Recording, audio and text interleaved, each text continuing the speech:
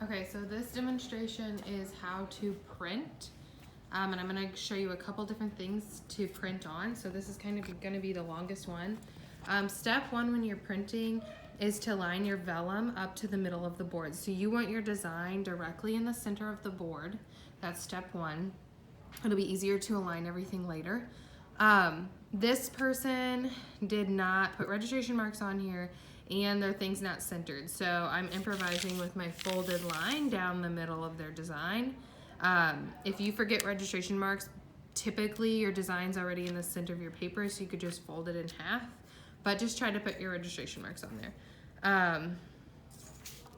To align it to the board, so the board's 14 inches, so we have these T-square rulers with a little ledge on them. The ledge can clip onto the side right there, and then you know that your ruler's straight up and down. And then you need your middle line to be at 7, since that is what the center of the board, because it's 14 inches total. So 7 and 7.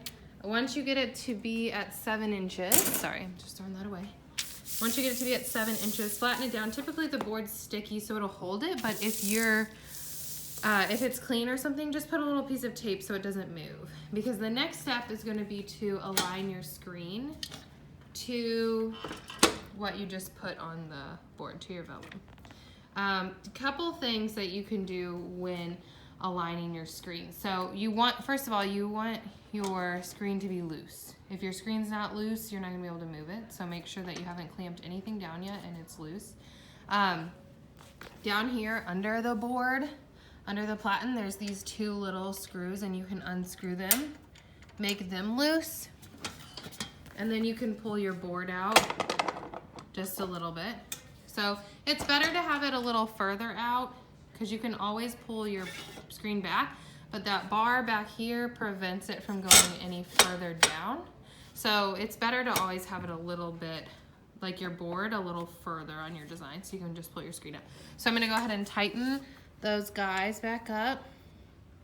Another thing you can do that people really struggle with are these clamps right here. So these loosen, and they're the thing that's holding this whole clamp in. So these loosen and you can actually scoot the whole thing over if you need to.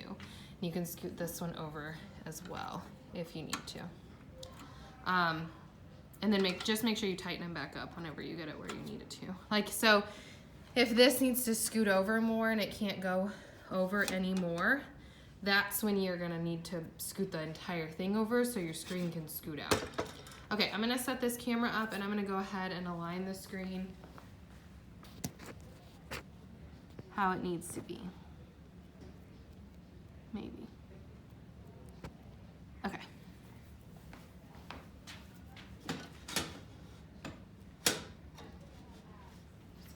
This way a little bit with the whole thing. Typically you have to move both of these if you move one of them. So your screen fits on the inside. It's tight.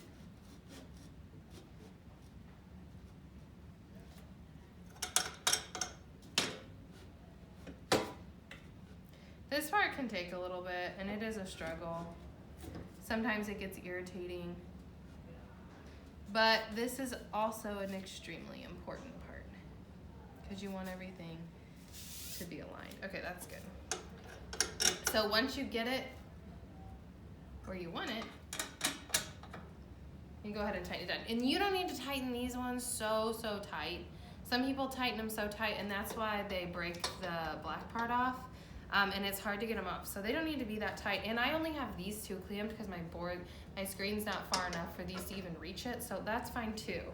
Just need something keeping it in place. So now you can remove your vellum. You're done with your vellum. So your next step is to tape your screen off. I probably should have showed you what I was talking about before I pulled that off. Let me see. So, see if I can get it decent. Basically, my goal, and like I just moved this so it's not where it should be, but My goal is to make sure all the black ink on the vellum is right in the same space as my white mesh. So it's not right now because I just set the vellum down, obviously, because I took it off. But that it was before I pulled it off. So that's the goal. So now you can see it's like completely off because I just threw that down. But anyway, it'll be exactly in line, and then you'll know it's centered.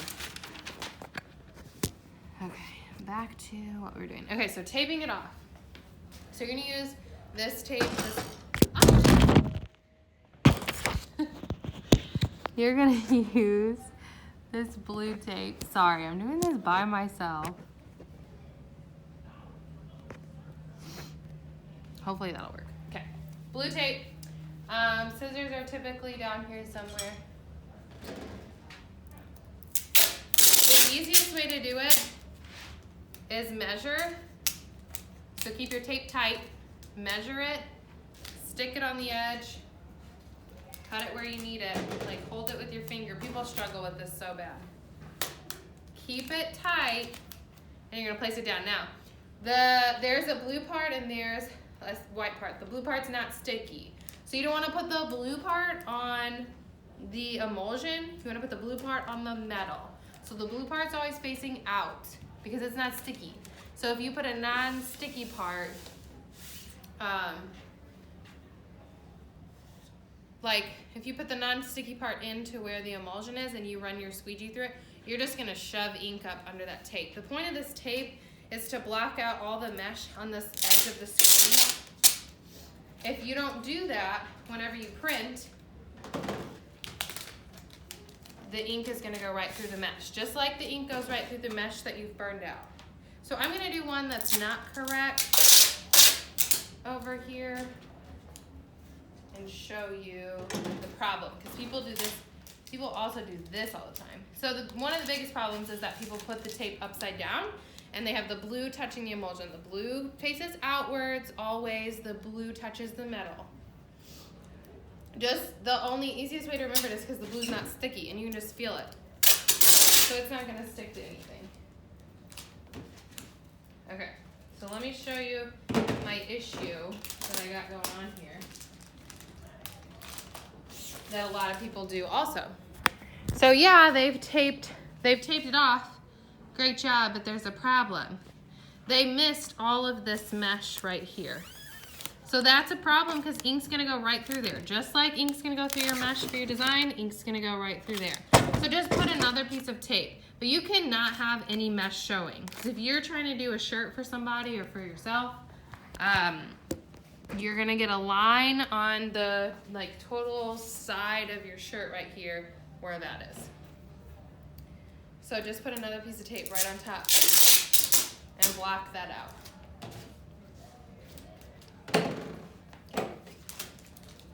All right, next step is the ink. We're doing, well, we really need to do paper ink. This is somebody else's, so I guess we're gonna do red. Well, no, we'll go ahead and do white. Okay, so you'll notice there's fabric ink. Can you see me? Probably not. Probably can't see me. So if you come over here to where the ink is, there's fabric ink and there's paper ink. They look the exact same. The bottles look the exact same. The only way you can tell the difference, and people will mix these up and get you confused. The only way to tell the difference is this little paper icon and this little t-shirt icon. On your label here, I have the t-shirt icon and the paper icon to remind you. But if you're doing paper or wood or anything that's not fabric, you want to use the paper ink because it dries quicker. If you're doing a shirt, you have to use fabric. Right now, I'm just going to do the paper because that's really what this person needs. I'm actually printing it because they had to leave for break early and they didn't get it finished, and I know it was really important to this person. And I had to do a demo, so I was like, well, I'll just use this. But anyway, so then you're gonna need a spoon. I got this spoon out of that orange crate over there. So I'm going to do this on a piece of a piece of scrap fabric, but it's not gonna If I were to wash it, it wouldn't stay because I'm using paper ink. I'm just gonna do it for the sake of the demo though to show you.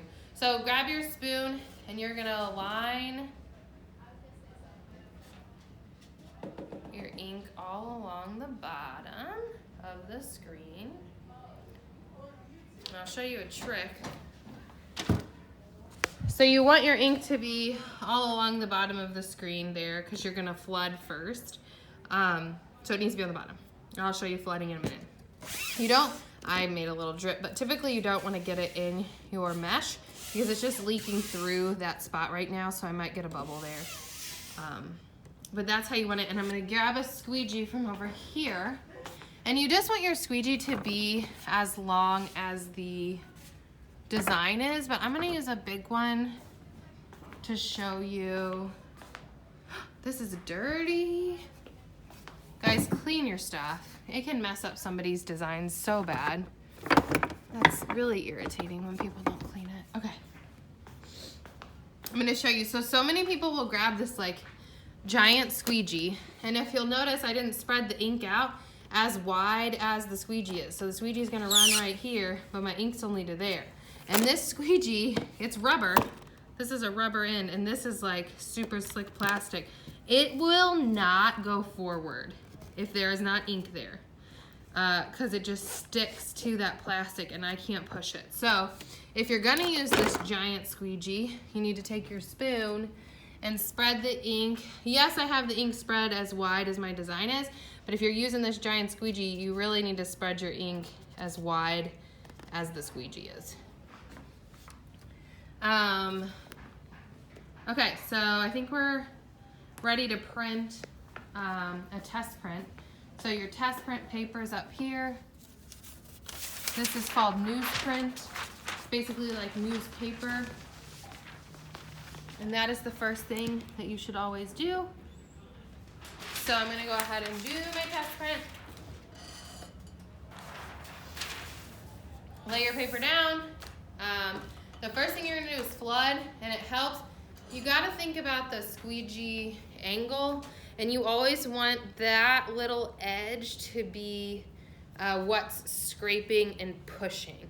So think about the angle you want. As I'm pulling back, I'm gonna go a little bit more upright position and just put a little bit of pressure. You don't need much. That's called flooding. So I flooded it. Here, you should see it. I flooded the image. I covered it completely with ink. And notice that I did that. Hopefully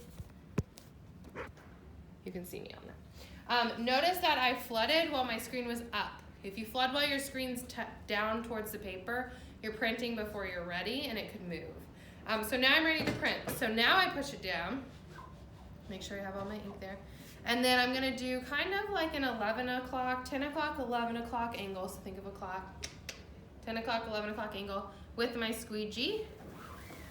And I'm gonna put quite a bit of pressure, and I'm gonna do that twice. So 1 flood stroke while the screen is up, 2 print strokes, which is pushing away from yourself. And there it is. So here's my lovely print. It looks good. There was no bubble down there. You're gonna save that test print just in case you need it to turn in or something. To me, just save it. It'll dry, especially that paper ink. It'll dry really quick. And now I'm ready to print my edition. And then I'm going to show you how to print on something else. So for your all's final project, you can basically do whatever you want. This is a junk piece of paper. Here, we'll do black. You can basically do whatever you want for your final project. So you guys could print on what I'm about to show you. I'm going to print on a record for her. Okay, so you know that this design is lined up to the center of your board. So when you print your edition, you want this to be centered as best as you can. If you want to like be super precise, feel free to put a little tick mark right in the middle and use that T-square ruler to line it up if you're not good at eyeballing. I'm really good at eyeballing, so I know that this is centered. You can also look from the side and see where it's gonna print height-wise, which it's a little bit high, low. which you can always trim your paper down, but you want your additions all to be the same height. So if you're doing an addition of 4, you want them all to be the same height or size. So don't trim it till the very end and you can get them all to be the same. Okay, so flood while it's up, push down, 2 print strokes with a lot of pressure, lift it up, awesome. Ooh, this has some, oh no it doesn't, that's just the font. Okay, so anyway, that's that. Print, and then I'm gonna show you how to print on a record. Which, this would be for like if you're doing a piece of wood or anything. So we need to line this guy up like super good. So I'm gonna put it in the center of the board and I'm gonna leave it there and then I'll just move the board up and down. It's way easier to move your board up and down than it is. So I'll look from the side. Actually, I'm gonna look from the top and make sure. That looks pretty good. It's in the middle from the top. And then you're gonna look from the side. Actually, I might need to scoot down just a teeny bit. Literally the smallest amount. Okay. I think that's good. So I'm gonna go ahead. Now, anytime you're printing on something other than like a straight flat piece of paper, it's kind of risky. So wood, you're gonna get the wood grain. The ink will not go into those grains, so you're gonna get texture on that. This record, there might be some texture going on. Again, if you're printing on something super slick, it might not even stick once it's dry, which is a problem. Because then you just like did all that work and it actually didn't even print. But anyway, so we're taking a risk, always printing on something other than paper or fabric. But it turned out actually really good. Now her font didn't really come out of her screen very well anyway, but yeah, that looks pretty good. Hopefully you can see it in the camera. So we'll let that guy dry, and then I'm gonna show you how to line up a t-shirt. So, oh, I have to sneeze. Whew. Sorry. This is a fun demo. I've dropped the phone, I'm sneezing. Anytime you're gonna do a shirt, number 1, you have to do fabric paint. I don't even think I'm gonna print this. I'm just gonna show you how to line up a shirt. But number 1, you have to do fabric paint, fabric ink. So make sure that you are not using the paper icon, you're using the fabric icon. If you're doing something on a dark shirt, you need to use the opaque fabric inks. So those are like the ones that are a little more glittery or glossy type of ink, and they say opaque on the outside. But you have to spray your board. Some people spray like, and then they only sprayed that little spot. Spray far away and just do a light dusting. To align it, you gotta make sure you're doing front or back, whatever you're doing. You're gonna hold it up to yourself. Reach down inside, kind of pull it up like this. The collar goes on that weird bump that's on the board. That's for your collar of a t-shirt. And you're gonna lay it out. Now don't flatten it until you get it where you want it. So things I'm gonna look at. The armpit seam. I'm feeling that armpit seam and I'm pulling it straight out. And that needs to be the same distance from the board. So I kind of hold it down so I can see the edge of the board. And then I hold my finger out and I look back and forth and see, is that in the same spot? And are my hands straight across from each other? If I have one hand up here and one hand down here, it's crooked. So make sure your fingers are straight across from one another, and that's about the same distance from the board. I'm also just gonna pull the whole sleeve out and look to see if that's even, and it is. Sometimes if they have a part where all seams come together at the top, like on top of the shoulder, I grab that one too. And then I also, like, if your tag's in the middle, you're good. So I'm aligning the back. So I know that I'm good. I checked all those things and it's centered. And then you can flatten it out. Now you have to flatten it to the board. I'm making the shirt stick to the board at this point.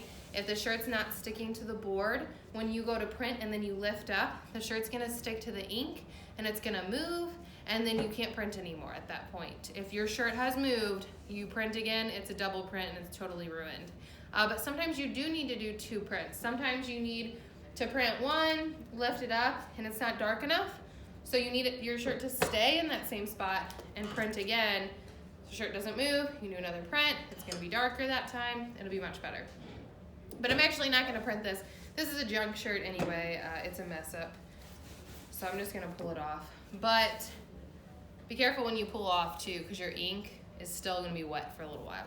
So make sure you don't fold it over and the ink touches some other part of the shirt. So pull it off straight when you pull it off.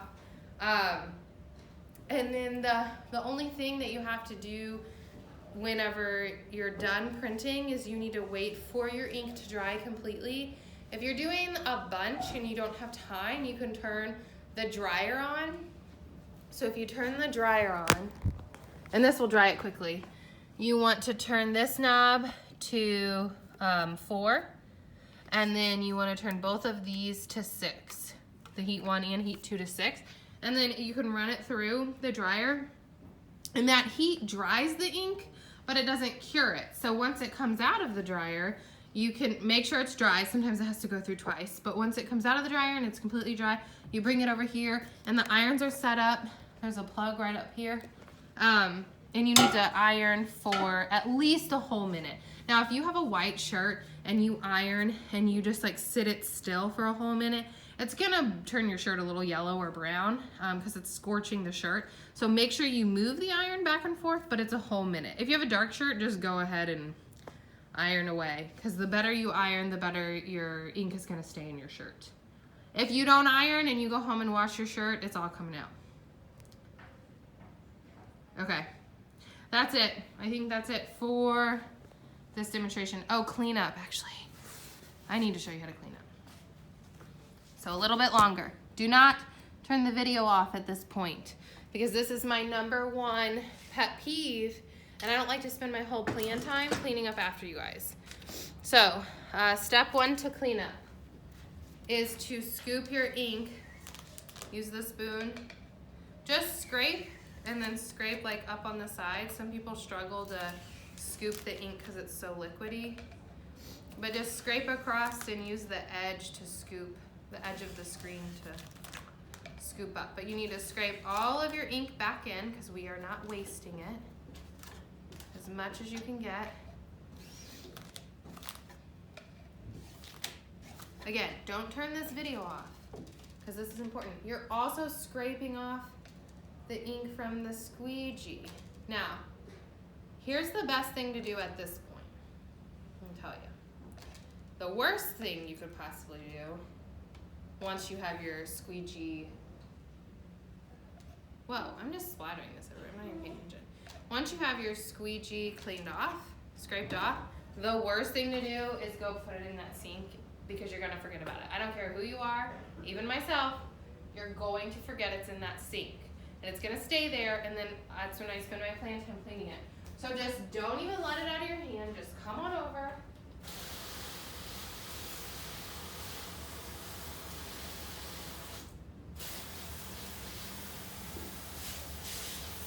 Rinse it off. Now my biggest problem is people will rinse the front and the back, and they forget this this part, and this is what's gonna get all over the next person's thing. So make sure you rinse the flat side too.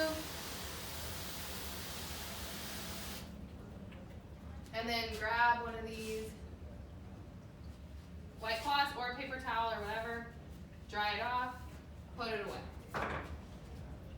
So then you know that you're done with that part. It's already clean. Just do it right then. Don't set it in the sink. You will forget. And it's super irritating on my end.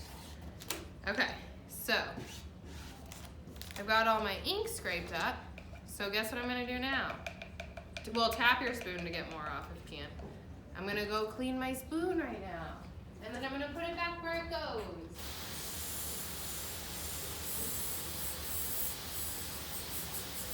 All clean, goes in the orange bucket. Put my ink away at this point. because some people leave the ink out, then it dries, and that sucks. So put that away. And now I can rip all of my tape off. Throw the tape away. I'm gonna rinse the screen. So you gotta rinse all the ink out of your screen before it goes in the dip tank. You don't want it to stay in there. So rinse your screen front and back. Your big concern is your mesh. So as long as you can get it out of the mesh, you're pretty good. Move that a little bit.